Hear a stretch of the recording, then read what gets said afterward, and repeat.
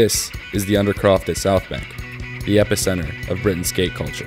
A beautiful space that was completely organic, basically just some quirky architecture that was never really designed for the evolution of what's actually happened here. Skateboarding is not the X Games, it's Street League, Dew Tour, and all that stuff. It's South Bank. But skating here could become a thing of the past. To grab a pad and maintain a bit of London's cultural heritage. A safe space for young people to spend their time, learn a new skill and stay active. The Undercroft sits below exhibition halls and theaters owned by the South Bank Centre, Britain's leading cultural space. In March 2013, the non-for-profit announced that it planned to flatten the Undercroft and replace it with commercial restaurants as part of a $200 million redevelopment plan.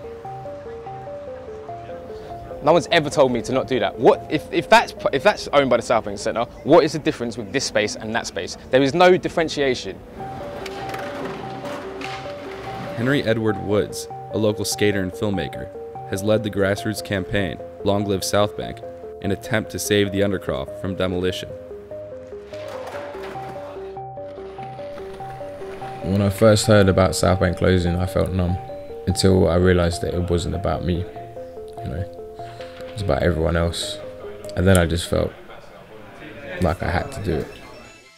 Since mid-2013, Edward Woods and fellow campaigners have collected more than 60,000 signatures from locals and non-Londoners who stand by the Long Live South Bank's objective to halt the redevelopment plan. You have to understand who owns the land. And the South Bank Centre owns the land, and it owns the land for a purpose, which is to provide the biggest cultural benefits to the most people. And at the end of the day, it has to be South Bank Centre that decides what is the best way of developing that site. According to the South Bank Centre, the proposed new art spaces, theatre, and education centre would reach more than 1 million people and create 700 new jobs. And the South Bank Centre says it wouldn't be feasible without money from cafes and restaurants in order to subsidize the proposed festival wing. The center's plan to compensate the skateboarders is a brand new skate park located 120 meters from the Undercroft's original spot.